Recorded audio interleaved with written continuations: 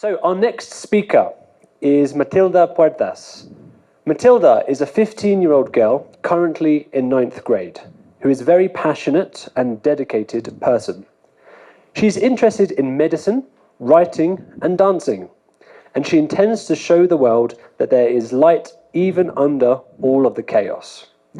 She is beyond excited to share her perception of life and even more excited to make an impact in society. The title of her talk is Going Through Darkness. Please welcome Matilda.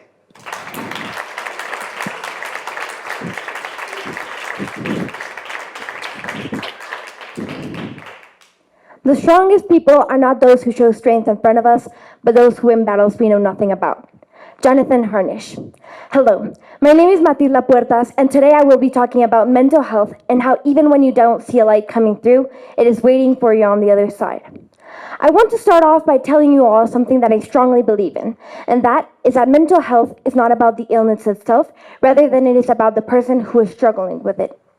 You are not your illness. You are your own person. Your illness does not define the person that you are. You are another person separate from it. I want to talk a little bit about Billie Eilish, who I think we all know and love. Billie Eilish started with depression when she was 13 years old, and she continued her struggles with depression for many, many years, even until now she still has it. She never thought she would make it till the age of 17 because she thought about ending her life while she was on tour in Berlin. She never thought she would be where she is, but look at her now. Incredibly successful and someone I think we all aspire to and look up to.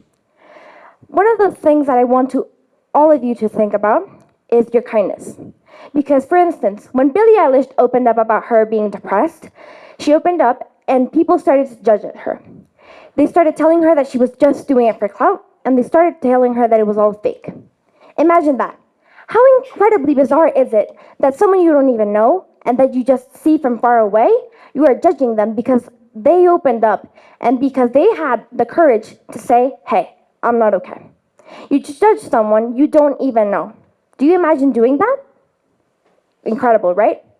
I also want you to take for another example, Robin Williams. He was an incredible actor and a great comedian, and everyone thought that he was doing okay. He even quoted once, if you're that depressed, look for help, because suicide is a permanent depression, is a permanent struggle to something that is temporary. And then he had winded up taking his life a couple of years later. So I want all of you to consider now and to take a moment to be kind, because you never know someone and their struggles, and even when they fake a laugh or a smile, they may still be struggling. I now want to take a moment to talk about something very experienced. Something that I experienced and that marked my life forever. For me, it all started at the age of 9 years old, when I was told by a doctor that I had to get a life-altering surgery on my left hip. I was told that if I didn't get it, I wouldn't be able to walk normally and I wouldn't be able to do what I most loved. And so, planned on doing my surgery, and it ended up being delayed for 2 years due to the pandemic. Finally, when I was able to get to the date of the surgery, which was August 10th, I got to the hospital, and a surgery that was supposed to be around 5 hours long ended up being around 8 hours long.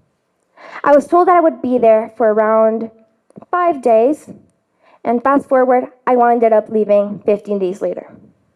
I ended up having many, many struggles, including pneumonia, blood transfusions, and blood clots. I didn't think of what more could possibly go wrong. I mean, I had a life-altering surgery, and now they were telling me that many other things were wrong with me. I kept questioning myself. What could I have possibly done that was so bad that I have to get something like this done to me? Then, after those 15 days of living hell, every single day having therapies, constant pain, I was able to leave home. At around 3 a.m., I arrived. Suddenly, I felt at ease because I was home now. I was with the people who loved me, and I was surrounded by love, and I knew that I would heal. It took me a long, long time to heal, and I still, to this day, have to struggle with things as pain, physical therapy, and sometimes people commenting about the way I walk. Imagine that.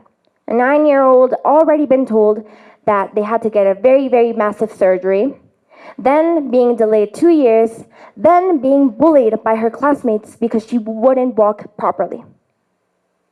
I started to struggle a lot with anxiety and panic attacks because I thought that I had done something wrong in order to deserve it, when I really didn't do anything. So I kept questioning myself. Why? What could I have possibly done? And then I realized that the answer was nothing. And for me, I felt like I was this piece of paper. I was a little bit bent at the beginning. I had a little corner that was hiding, and then boom, bad news, more bad news, more and more, and then I felt as if I were this piece of paper. I then started meeting people who loved me, people who helped me, and I started to heal. Yes, this piece of paper might still be wrinkly and may still have its folds and its imperfections, but I have learned that people will accept me exactly for who I am. And I feel like this piece of paper because I know that I have my scars, but my scars don't make me less. They make me human. They make me stronger because I asked for help when I couldn't. I felt like so many things were going wrong, and at one point of my life, I felt like I had to be stronger and I had to hold everything in order to maintain a hold of my feelings and help my family. Because yes, even though I was 12 years old, I felt the need to take care of my family. Because I couldn't stand the fact that they were suffering because of my pain. Because something that was mine was injuring them too. And then I realized that they are the ones that helped me get out of it. They helped me realize that life is not just black and white. There are shades of gray. And now I can tell you that, and I can stand here in front of all of you and tell you that all of those imperfections are what now makes me me. Another thing that really affected me was the loss of my grandfather. Because for me, my grandfather was everything. He was the reason I woke up in the mornings, and the reason why I was so excited to reach Christmas, because I knew I would see him. I knew that we would be together and that we would have the greatest moments. And when I lost him, everything again felt black and white. And now I know he's probably around here in the audience, or up there, or even over there, or maybe down there. I don't really know. But I really do know that he's watching me and he's smiling. Maybe even laughing a little bit, just because he doesn't understand why I'm speaking in English if it's not even my native language. But I know that he's watching me and he's proud. With that being said, I want to take a little second, and I want to tell you something that you might not hear enough. I am incredibly proud of every single one of the people that are standing right now and watching me.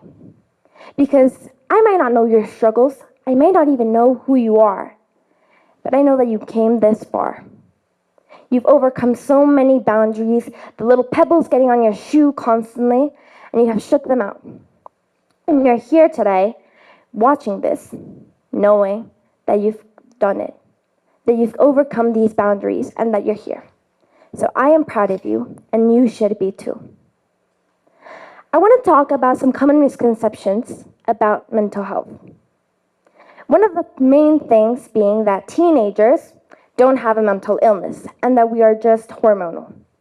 That is absolutely false, because it's not normal for anyone, no matter their age, to feel depressed, anxious, have panic attacks, thoughts about self-harm, or even suicide.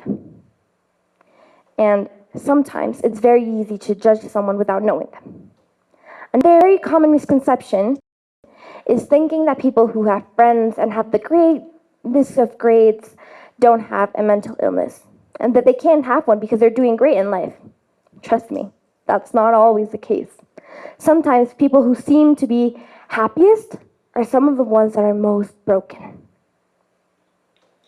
You might have noticed that there was no end to my story, and let me tell you exactly why. I have gone through many, many stages of mental health, of grief now. And I know that they are not something that goes away in a matter of minutes, days, months, sometimes even years. And now I can tell you firmly that some days you're going to feel like the world is unbeatable. And some days you're going to feel like the entire weight of the world is on your back. But it's not. So I'm taking my time to heal those inner wounds, and I am taking my time to accept them, to let myself breathe and feel them. So as I said in the beginning, the strongest people are not those who show strength in front of us, but those who win battles we know nothing about. I know my story is not over, but I know for a fact that there still are many pages to write before the end. Thank you for your attention.